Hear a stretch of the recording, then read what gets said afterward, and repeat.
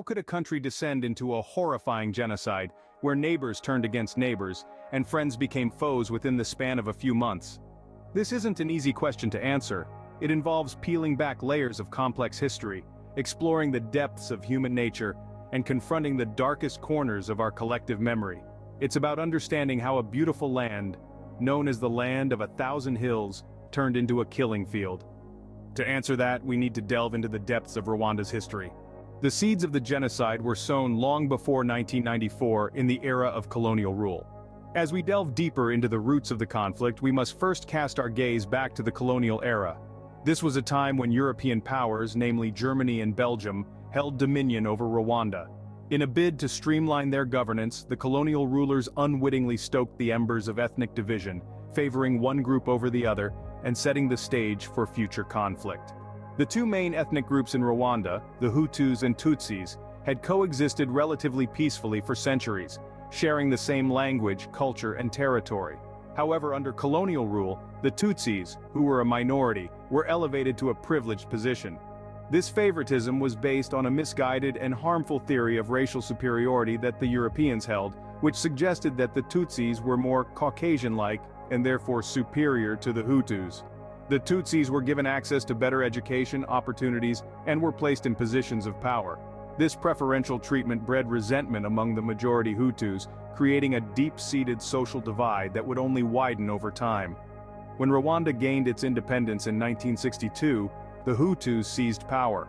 This was a turning point in the nation's history, as the Hutus, who had long been suppressed, now held the reins. The tables had turned, and the Tutsis were now the ones facing discrimination and marginalization. On April 6, 1994, a plane carrying Rwanda's president was shot down, and the genocide began. The shocking sound of the crash echoed the chilling prelude to one of the darkest chapters in human history. The assassination of the Hutu president, Juvenal Habyarimana, an event shrouded in mystery and controversy, was the spark that lit the fuse of the Rwandan genocide. The genocide was not an unexpected eruption of tribal hatred, but rather a meticulously planned and executed campaign of extermination. The Hutu extremists, who had been stoking the fires of ethnic tension for years, seized the opportunity to unleash their nefarious plans. In the wake of the president's assassination, the extremist Hutu government, with the aid of the armed forces and militia groups, initiated a systematic campaign of violence. The targets were primarily the minority Tutsi population and moderate Hutus, who opposed the government's extremist ideology. The violence was swift, brutal, and horrifyingly efficient. The killings were not confined to any one area. They spread like wildfire across the country's hills and valleys, from the bustling capital, Kigali, to the most remote rural villages. Neighbors turned against neighbors, friends against friends, and even families were torn apart by the frenzy of violence. The international community, when it should have risen to confront this horrific tragedy, instead turned a blind eye. The United Nations, despite having peacekeeping forces on the ground, failed to intervene effectively. This inaction was a bleak testament to the world's indifference and a damning indictment of the international community's failure to uphold its responsibility to protect the innocent. The media, too, played a critical role in the genocide. Radio stations and newspapers, under the influence of the extremist government, spewed hate speech and incited violence. The infamous Radio Television Libre des Mille Collines, known as RTLM, broadcasted lists of people to be killed and instructed listeners on where to find them.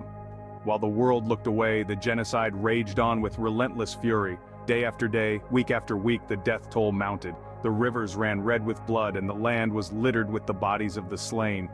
Yet, amid the darkness, there were glimmers of hope and humanity. Ordinary men and women risked their lives to hide and protect their Tutsi neighbors and friends. These brave souls, known as the righteous among nations, stood up against the tide of hatred and violence, offering a beacon of hope in a sea of despair. In the end, the genocide was halted not by international intervention, but by the forces of the Rwandan Patriotic Front, a Tutsi-led rebel group. After a bloody and grueling civil war, they managed to seize control of the country, effectively ending the genocide. In just 100 days, nearly 1 million Tutsis and moderate Hutus were brutally murdered. The speed and scale of the violence were staggering, making the Rwandan genocide one of the most intensive killing campaigns in human history. It left a deep and lasting scar on the heart of Rwanda. a wound that the country and its people are still struggling to heal. The genocide left Rwanda in ruins, but the country was determined to rise from the ashes. In the wake of the unspeakable horrors of genocide, Rwanda was left to grapple with a devastating aftermath. Amidst the devastation, the Rwandan Patriotic Front, or RPF, managed to halt the genocide and embarked on the monumental task of rebuilding Rwanda. Under the leadership of Paul Kagame, Rwanda saw significant strides in economic development and infrastructure, with the capital city Kigali buzzing with activity once more. But this journey towards recovery was not just about physical structures. It was also about healing the deep-seated ethnic tensions that tore the nation apart. To this end, the government initiated the Gakaka court system, a community-based justice initiative.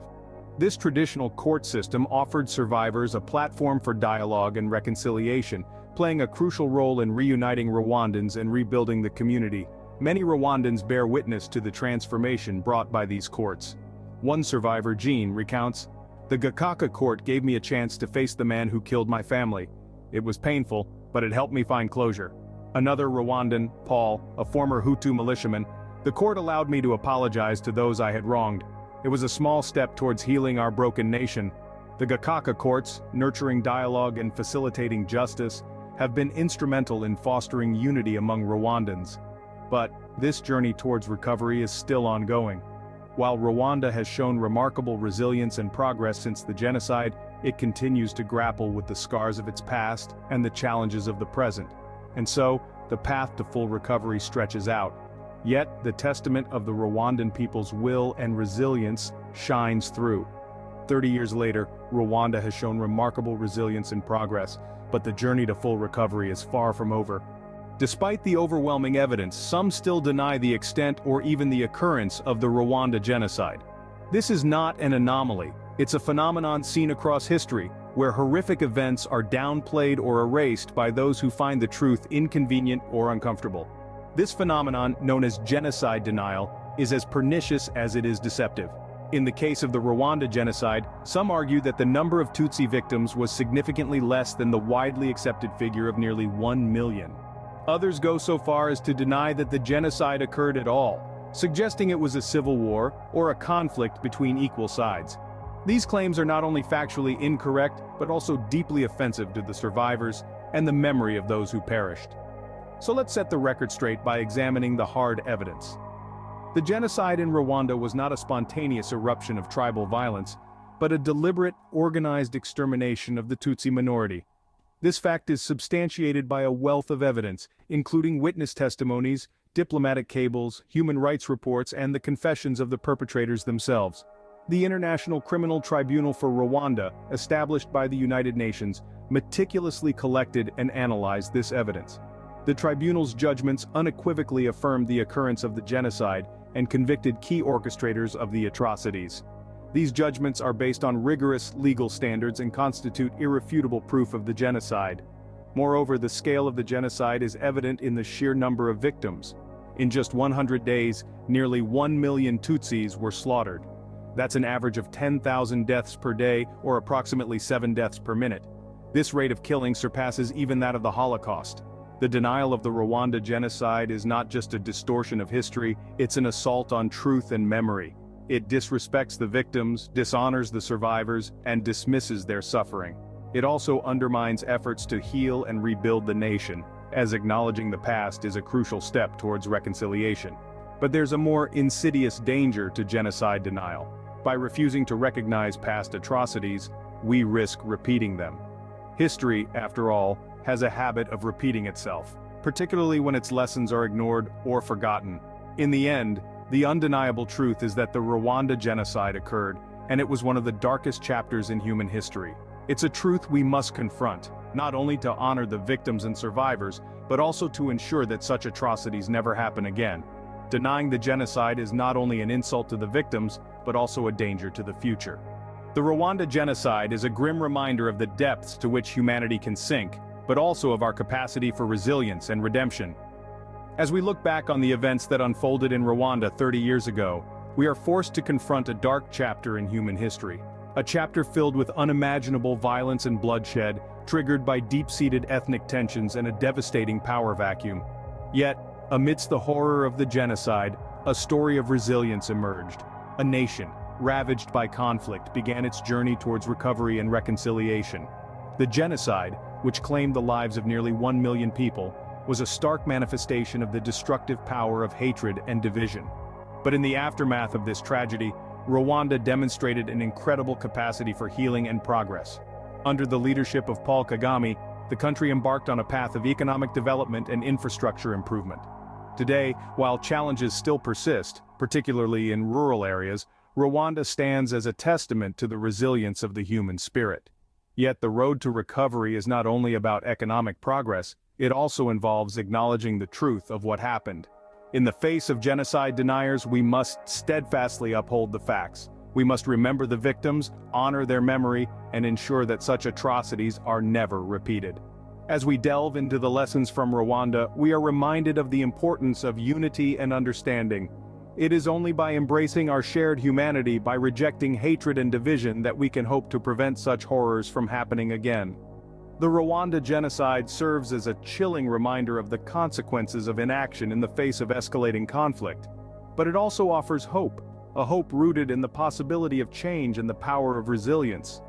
Let the Rwanda genocide serve as a stark warning of the consequences of hatred and division, and a call to action for unity and understanding. Because it's not just about remembering the past, it's about shaping a future where such atrocities are relegated to the pages of history, never to be repeated. Let's take a moment to look at Rwanda today and compare it to how it was 30 years ago. The transformation is nothing short of remarkable. The streets of Kigali, once silent and deserted, now bustle with life and activity. Skyscrapers rise up into the sky, reflecting the ambitions of a nation that refuses to be defined by its past. The economy has grown at an impressive rate, with a focus on technology and innovation, making Rwanda one of the fastest-growing economies in Africa. This transformation has not happened by chance. It's been driven by the strong leadership of President Paul Kagame, who has been at the helm of Rwanda's recovery and development efforts since the end of the genocide. His focus on unity and reconciliation, coupled with his ambitious vision for economic development, has played a key role in Rwanda's remarkable journey. Now let's hear a snippet from a recent speech by President Kagame. "We are not the same nation we were 30 years ago," he says. "We have come a long way, but our journey is not yet complete. We still have a long way to go. But we are committed to making Rwanda a beacon of hope and resilience, a nation that stands as a testament to what is possible when a people refuse to be defined by their past." Rwanda's journey from a nation scarred by genocide to one of Africa's most promising economies is a testament to the resilience and determination of its people. It stands as a powerful reminder that even in the face of unimaginable tragedy, it is possible to rebuild, to heal, and to forge a brighter future.